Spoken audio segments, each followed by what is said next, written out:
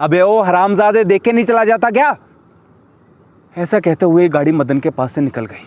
मदन के तन बदन में आग लग गई। कोई मुझे ऐसा कैसे कह सकता है? मदन ने अपनी गाड़ी उसके पीछे लगा दी। सड़क पर बहुत ज़्यादा ट्रैफिक था, लेकिन मदन की गाड़ी दाएं से बाएं, बाएं से दाएं, इधर से उधर 100 की स्पीड पर चलती जा रही थी कि तभी आवाज़ आई, पापा पापा गाड़ी धीरे चलाओ, पापा मुझे डर लग रहा है। गाड़ी में मदन के 2 बच्चे भी थे, लेकिन मदन कुछ भी सुनने की स्थिति में नहीं था। वह गाड़ी तेज़ भगाए जा रहा था।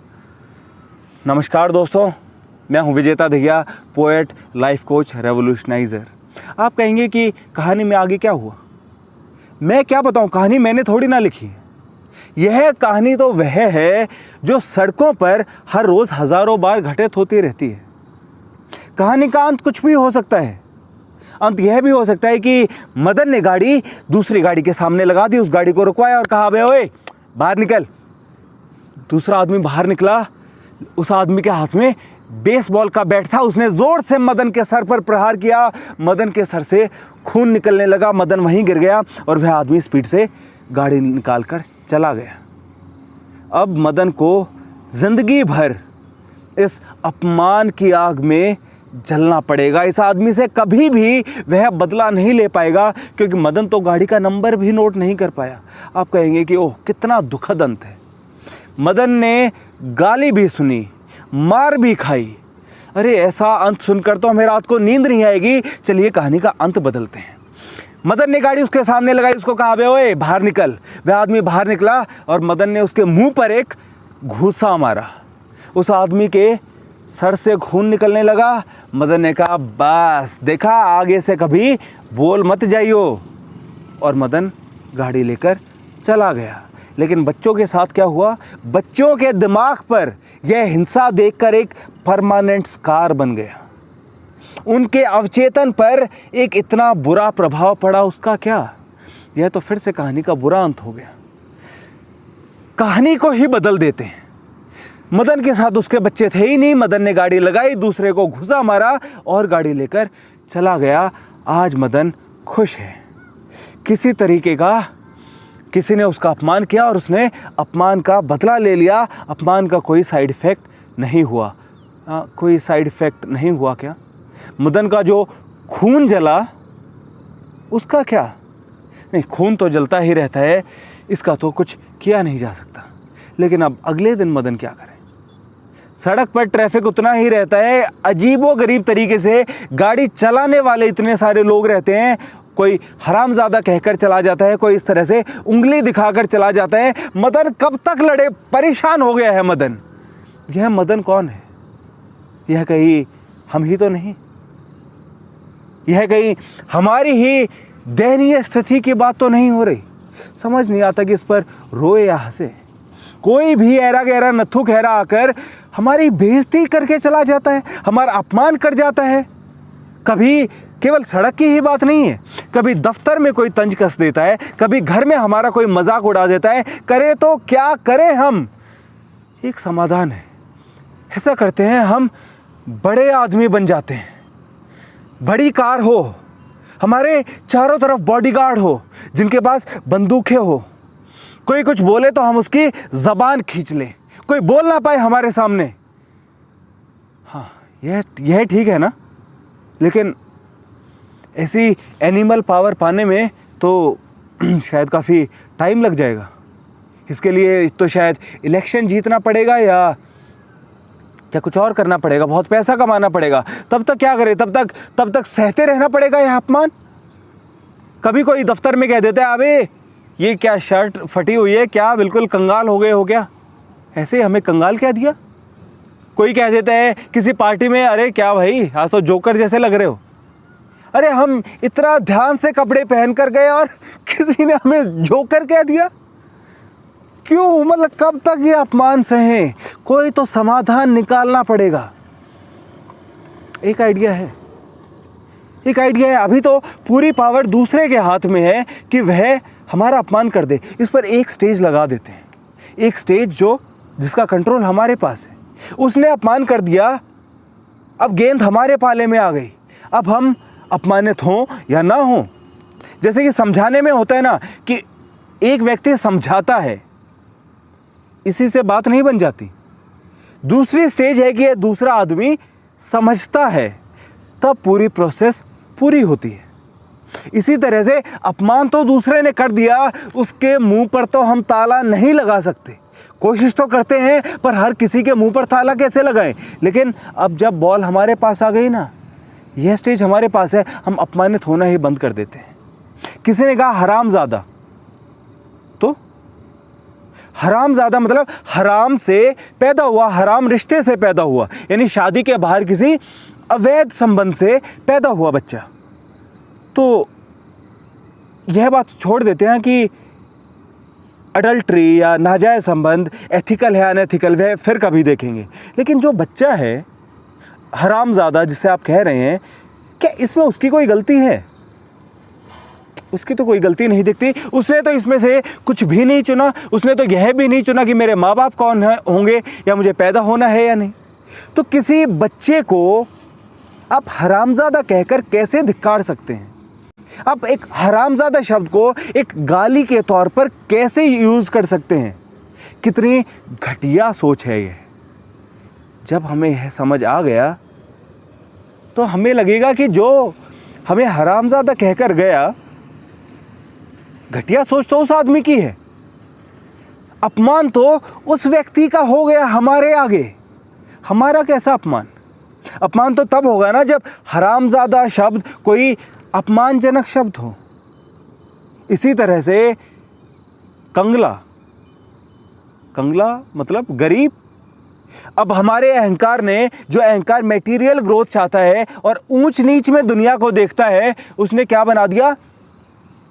अमीर ऊपर, गरीब नीचे। अगर इस ऊंच नीच को मिटा दे तो, अगर यह समझ सकें कि ये जो है ना क्लासिस्ट होना, एक क्लासिस्ट एटीट्यूड एक रिग्रेसिव सोच है, एक घटियापन से भरी हुई सोच है कि आप किसी इंसान को इंसान नहीं मानते, केवल उसके आर्थिक स्थिति के आधार पर आप गरीब शब्द को, कंगले शब्द को एक गाली की तरह इस्तेमाल करते हैं। जब यह समझ जाएंगे ना, तो किसी के कंगला कहने पर गुस्सा आना बंद हो जाएगा। तब आप उसको जवाब दे सकेंगे, हाँ मैं कंगला हूं तो क्या हो गया भाई? कोई आपको कहता है जोकर, तो जोकर इंसान नहीं है। जोकर तो हमें हंसाता है सर्कस में, कितना मज़ा आता है ना। बच्चों को भी जोकर बहुत अच्छा लगता है, हमें भी बहुत अच्छा लगता है। अगर कोई आपको कहता ना कि अरे ओ भ्रष्ट व्यापारी, तब शायद बुरा लगना चाहिए था। जोकर तो अपना काम ईमानदारी से कर रहे हैं। जोकर होना तो कोई अवगुण नहीं है, कोई गाली नहीं है। तो जोकर होने में हम बुरा क्यों माने? हम अपमानित महसूस करने से मना करते हैं। तो यह तो बात हुई सेक्सिज्म की, रेसिज्म की, कास्टिज्म की। और सेक्सिज्म की तो बात है कि लड़के लड़की की, जो चीज़ हमारे मन में बचपन से भर दी जाती है। कैसे? एक अध्यापक है, वह बच्चों को कहता है कि किसी के बाल लंबे नहीं होने चाहिए। एक बच्चे के बाल अगले दिन भी लंबे दिखते हैं।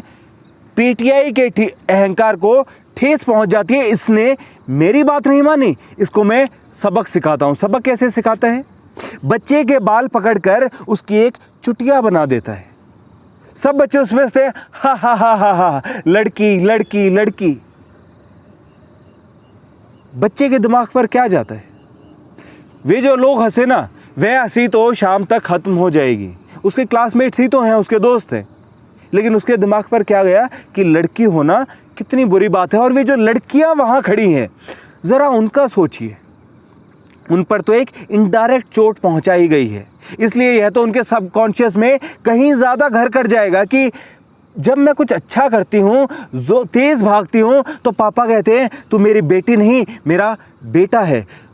और लेकिन जब सर को किसी लड़के को बुरा महसूस करवाना होता है, पनिश करना होता है, तो सर उसको लड़की बना देते हैं। यानी लड़की होना क्या नीचा होना होता है?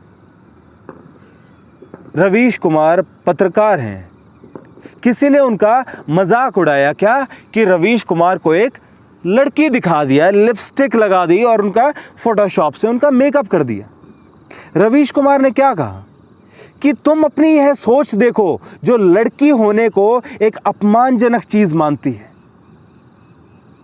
कैसे अपमान करेंगे आप? और यह तो फिर भी चलिए लड़के लड़की की बात हुई। एक महाशय ने मुझे कोरा पर कहा कि एक मैंने कोई जवाब लिखा था, जाहिर था कि वे मेरे विचारों से असहमत थे। तो असहमति उन्होंने कैसे जताई? उन्होंने कहा कि तुम जैसे हिजड़ों की वजह से देश गर्त में जा रहा है।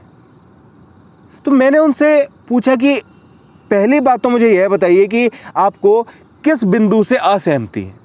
आप यह स्पेसिफिक बताएं तो शायद मैं आपकी किसी शंका का समाधान कर पाऊँ, कुछ विमर्श हो सके। दूसरी बात कि लगता है कि आप गुस्से में हैं और आप मेरा अपमान करना चाह रहे हैं, तो आपने मुझे हिजड़ा क्यों कहा? यानी हिजड़ा होना आपके हिसाब से अपमानजनक शब्द है। तो फिर तो आप जब भी किसी हिजड़े को देखते होंगे उसके साथ तो बहुत ही बुरा व्यवहार करते होंगे। क्या हिजड़ों को जीने का हक नहीं है? समहाउ ये हुआ, उम्मीद तो नहीं होती कि आदमी इतने जल्दी समझ जाए, लेकिन महाशय ने कहा कि माफ़ कीजिए, मेरा ऐसा कोई मतलब नहीं था। खैर, तो आप देखिए, यह सोच देखिए, एक ऐसा देश जहाँ पर मोहिनी की कहानी है। सुनी है आपने? एक राक्षस था ना, भस्मासुर, लोगों को तंग कर रहा था, तो विष्णु ने मोहिनी का अवतार ले लिया और शिव, और खैर भस्मासुर का अंत किसी तरीके से हो गया। तो शिव मोहिनी के, विष्णु के इस मोहिनी रूप से बहुत मंत्रमुग्ध हो गए, उनके पास आ गए। इसी तरह से महाभारत में कहानी है कि जब पांडवों को अज्ञातवास मिला तो अर्जुन ने वृहनल्ला का रूप लिया था अपनी पहचान छिपाने के लिए। और हजारों साल पहले जो ये ग्रंथ लिखे गए, उस वक्त ऐसी सोच नहीं थी, और आज 2021 में यह सोच है कि आप लोगों को चिढ़ाने के लिए, उनका अपमान करने के लिए उन्हें हिजड़ा कहते हैं, छक्का कहते हैं। किसी को हिजड़ा कह देने से उस व्यक्ति का अपमान नहीं है। अपमान तो, घटियापन तो इस सोच में है। जब यह समझ जाएंगे ना, कोई कहता है अरे ओ बांझ औरत, यह तो एक एक ब्रह्मास्त्र की तरह हो जाता है। ओहो, किसी औरत को बच्चे नहीं हुए। ताने सुनने पड़ते हैं आसपास से कि औरतें, आदमी सब तिरछी नज़रों से देखते हैं, उसे देखते ही हंसने लगते हैं। और अगर कोई आदमी हुआ तो उसे तो, हाँ भाई कोई दिक्कत है क्या, डॉक्टर को दिखा लो, कुछ तंज कसा जाता है कि कहीं नामर्द तो नहीं हो। यह तो इतना बड़ा अपमान हो जाता है कि बस क्या ही करे, आदमी के लिए जीना मुश्किल हो जाता है। देखिए, बच्चे की जो चाह है वह इतनी ज़रूरी नहीं है, लेकिन लोगों को मेरी मर्दानगी पर शक हो रहा है। औरतें मुझे बांझ कह रही हैं, अपमान हो जाता है। ठीक है, किसी में शुक्राणुओं की कमी हो जाती है, क्या इतने अपमान की बात है? लेकिन लोग तो किसी को अंधा कहकर चिढ़ाते हैं, लंगड़ा कहकर चिढ़ाते हैं, बौना कहकर चिढ़ाते हैं। मतलब कितनी ज़्यादा घटिया सोच है, धिक्कार है ऐसी सोच पर। तो समझिए इस बात को कि अपमान किस चीज़ में है और किस चीज़ में नहीं। अब एक दूसरे तरीके का अपमान है। अभी तो कहा था हरामज़ादा, अब अगर कोई आपको कहे हरामखोर, अब हरामखोर तो वाकई बुरी बात है कि आप हराम की कमाई खाते हैं। तो ऐसी सिचुएशन में क्या करें, यह अगली वीडियो में देखेंगे। ज़रा खुद से भी इसका सोचिए, ये नहीं कि बस मेरी वीडियो का इंतज़ार करें, पहले खुद से भी सोचिए कि ऐसी सिचुएशन में हमें क्या करना चाहिए। अगर इस वीडियो से आपको लगता है कि कोई फ़ायदा हुआ तो कुछ और दोस्तों के साथ भी इसे शेयर कीजिए ताकि उनको भी फ़ायदा हो। अभी के लिए इजाज़त लेता हूँ, नमस्कार।